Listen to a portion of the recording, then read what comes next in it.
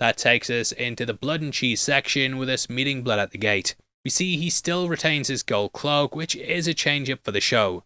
Now for this bit, I'm going to talk about how the book describes things, which should add some extra context for the episode. It says, "Let it not be forgotten, in his youth Daemon Targaryen had been the prince of the city. His face and laugh familiar to every cut purse, whore and gambler in Flea Bottom. The prince still had friends in the low places of King's Landing and followers amongst the gold cloaks. Unbeknownst to King Aegon, the Hand or Queen Dowager, he had allies that could as well, even on the Green Council. And one other go-between, a special friend he trusted utterly, who knew the wine sinks and rat pits that festered in the shadow of the Red Keep, as well as Daemon himself once had, and moved easy through the shadows of the city. To this pale stranger he reached out now by secret ways to set a terrible vengeance into motion." Now it's important to bear in mind that both he and Rhaenyra were extremely popular. She was known as the realm's delight in her youth, and he was the heir before Rhaenyra got it. So she has a giant foothold in the city, with the high towers not really being as popular. Now the book then went on to describe the hiring of Blood and Cheese and how Mysaria was involved in it. Yeah, she's the captive, whereas there she was in the city and helped Daemon out. It says, "Amidst the stews of Flea Bottom, Prince Daemon's go-between found suitable instruments. One had been a sergeant in the city watch, big and brutal. He had lost his gold cloak for beating a whore to death whilst in a drunken rage. The other was a rat catcher in the Red Keep. They are remembered, would that they were not, as Blood and Cheese." Now in it says Cheese knew the Red Keep better than the shape of his own cock. This is something he says in the episode when Daemon first meets him. "Better than the shape of my own cock." Now as a rat catcher, he'd worked through a lot of the tunnels built by Maegor the Cruel. These appeared earlier in the show, with Rhaenyra using them to sneak out and meet Daemon. During episode 4, he left a bag in her room, and this contained a map of them. They of course led directly to hers, with most of the keep being accessible through them. Cutting to Criston and Aemond, we see the pair strategizing while they accept that war's inevitable. Aemond says he feels like he's blamed for starting the war, even though that's not the case. Criston is basically his mother's new boyfriend, and here they talk about Alicent's weakness. She still cares about Rhaenyra, and I wonder if we'll see the pair meet again. In episode 9, the reason Alicent wanted to get Aegon first is because she didn't want him to order Rhaenyra's death. The pair shouldn't really be making plans though, which Otto points out. Again, it really shows the fracture in the houses and how there's wheels within wheels. Daemon wasn't given permission to go hire Blood and Cheese, but this is what led to him doing it. Otto thinks that Aemond's unruly, but in truth we know he's not. Vhagar ignored him and attacked Lucerys, which he was clearly shocked at. Vhagar's had multiple riders and is also the realm's oldest dragon. So it's not paying attention to this kid, and it really isn't Aemond's fault. Also, I wonder how much of this Otto actually heard. The pillars and the way he comes up are akin to where Rhaenyra was standing during season 1. She eavesdropped on the Strongs there, and yeah, Otto might have done the same thing here. Now from this point we see Blood and Cheese moving through the castle. I love how earlier in the episode, around the 26:44 mark, how you can catch Cheese moving about the castle. There he refuses to enter the throne room, which could show some of his hesitation here. Just having him walking about the show at several points really shows some great planning on the production team's behalf. The book says, "Using a forgotten passageway, Cheese led Blood into the heart of the castle, unseen by any god.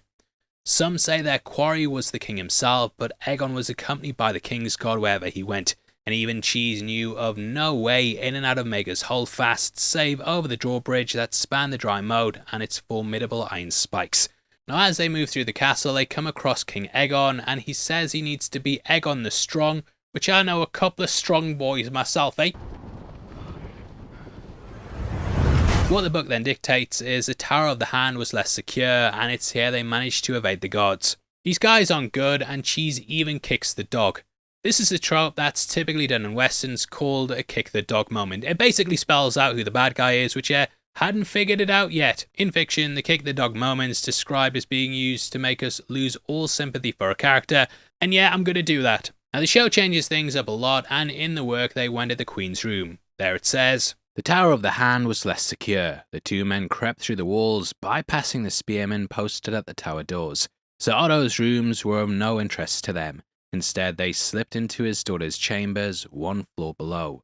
Queen Alicent had taken up residence there after the death of King Viserys, when her son Aegon moved into Maegor's holdfast with his own queen. Once inside, Cheese bound and gagged the Dowager Queen whilst Blood strangled her bedmaid. Now they do come across one in the episode, though they don't end up doing this. I feel like she's going to be an eyewitness next time, and her escaping forces them to rush. The book then says, "Then they settled down to wait, for they knew it was custom of Queen Helena to bring her children to see their grandmother every evening before bed. Blind to her danger, the Queen appeared as dusk was settling over the castle, accompanied by her 3 children.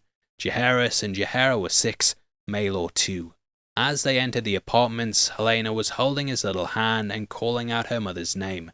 Blood barred the door and slew the Queen's guardsman, whilst Cheese appeared to snatch up Maelor. 'Scream and you all die,' Blood told her grace. Queen Helena kept her calm, it is said. 'Who are you?' she demanded of the 2. 'Debt collectors,' said Cheese. 'An eye for an eye, a son for a son. We only want the one to square things. Won't hurt the rest of you fine folks, not one little hair.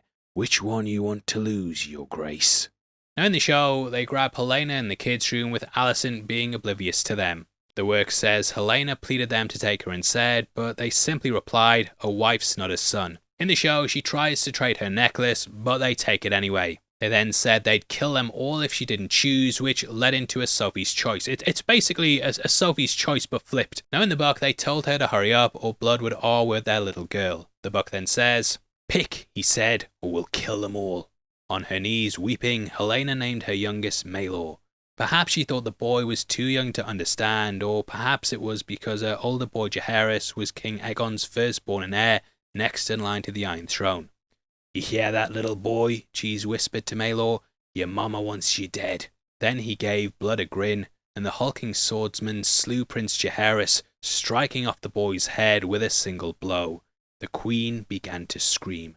Now, they did show some restraint for the scene in the show, but it's still really messed up. In the book, little Maelor was just 2, but Helena worried he might still understand. She'd basically just picked him to die, but whether he was aware or not was something that she wrestled with. Just knowing how helpless they are, it really messes with you, especially when they go back and forth over who's who. That caused a lot of issue in the work, whereas here, I think they'll stem the issues out from her giving him up. Aegon loved the guy, and he might be annoyed that she chose to save their daughter when he probably would have wanted the son to stay. This is a man's world, and sons are seen as the most important, and yeah, I feel like it's going to cause problems. Rushing to her mother's room, we find Alicent and Sir Criston, and end with her announcing Blood and Cheese have killed the boy. So, big episode, and that blood and cheese scene, that's been something I imagine ever since reading the book, so it's been in my head for a while now. I do feel like they pulled their punches a bit, but obviously when you imagine something for so long, it's difficult to live up to it. So what I'm going to do is judge the show for what it is, rather than what I want it to be. I still felt this was a really strong return, with it perfectly getting us back into this world. The Winterfell opening scene was really solid and felt like a trip down memory lane. It then really painted out stuff I never thought we were going to get with certain characters. Seeing Aegon being a nice dad and also trying to be good to the people, it made this ending hit even harder. Just feel kind of bad for the Greens, mate. What do you mean I've always been Team Green? But nah, just a complex show. I really don't know who I want to win, and it's going to be heartbreaking as we go through it. Now for the next part of the video, I want to talk about certain characters in the episode where things might get spoiled for you. That's mainly about Alan of Hull and also Hugh Hammer. I won't talk about the consequences of Blood and Cheese, so yeah, that's kind of your general overview of what's about to come. Only you can decide if that's too spoilery, and if it is, then I'll see you next week. Thank you again for joining us today, as I know these videos are a big chunk of your life, so I appreciate it. Anyway, Alan is an extremely important character. In the scene, he talked about Heirs with Corlys and even presented him his blade. The irony, though, is that Lucerys wasn't his heir, as he was a strong boy. Who is, though, is Alan, with him being one of Corlys's bastards. He was the one who pulled him from the sea and clearly cares about him. Now down the line, Rhaenyra's side start wanting dragon riders, and they look to people like Alan. Need to stop saying Alan! Alan! It's believed that only those with highborn Targaryen or Valyrian blood can ride them, and this is why they recruit these dragon seeds. Whether they believe that or not is another thing entirely, but this keeps up the idea of their legend. If the peasants believe that only they can ride dragons, then they'll continue to see them as gods. Corlys being indebted to his son and actually getting a relationship with him is something that I'm really excited to see, and I can't wait to see this father and son stuff developing. Now another dragon seed is Hugh Hammer, who we met in the throne room. We're not fully sure of his entire lineage, but he is thought to descend from Arya Targaryen. It adds in this idea of heirs and birthrights, which is something that the show is of course built upon. They all kind of have a claim to the throne, and it's going to add in some interesting dynamics. Anyway, that's our breakdown, and thank you again for watching it. I'd of course love to hear your thoughts, so make sure you drop them in the comments below. Please drop a like on the video, and huge shout outs again to My Heritage for sponsoring today's breakdown. Just a reminder that you can get free delivery over at their site by clicking the link in the description. Also, if you want to support the channel as a member of the Spoiler Society, then please consider clicking the join button.